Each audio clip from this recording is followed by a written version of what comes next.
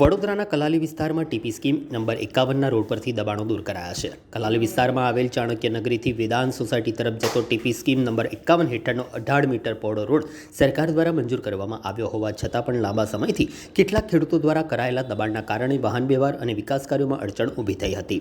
પાલિકાની દબાણ શાખાની ટીમ, ટાઉન પ્લાનિંગ અધિકારીઓ, પોલીસ બંદોબસ્ત, ફાયર બ્રિગેડ, જીબીના અધિકારીઓની હાજરીમાં આજે સંયુક્ત કાર્યવાહી કરીને રોડ ઉપરના તમામ દબાણો દૂર કરાયા હતા.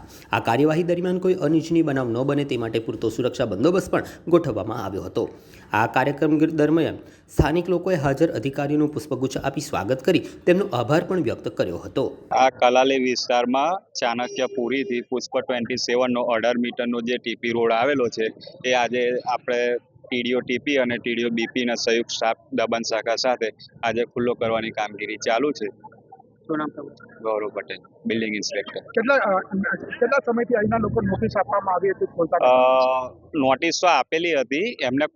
રોડ તો ખુલ્લો છે, પરંતુ એમની જે વધારાનું જે 5-5, 6-6, 7-7 મીટર જે કટિંગ આવતું હતું એ પ્રમાણે અમે અત્યારે 18 મીટરના રોડ પ્રમાણે એક્ઝેક્ટ અત્યારે એ કરીને ખુલ્લો કરવાની કામગીરી હાથ ધરી છે. આજુબાજુના તમામ લોકો ખુશ છે આજે? હા, આજે ખુશ છે. બધાનો સપોર્ટ મળી રહ્યો છે સારી રીતે.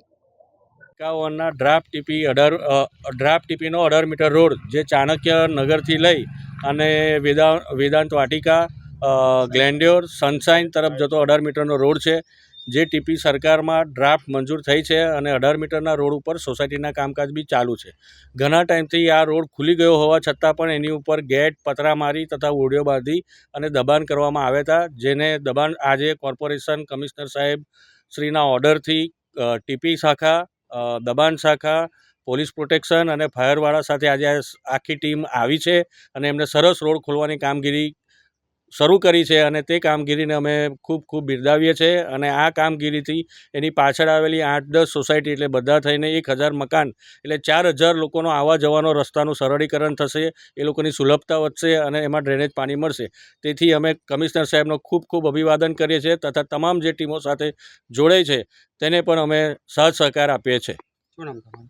મારું નામ વિપુલભાઈ પટેલ છે અને હું અહીંનો સ્થાયી પાછળ સોસાયટીમાં રહેતો રહેણાંકનો છું.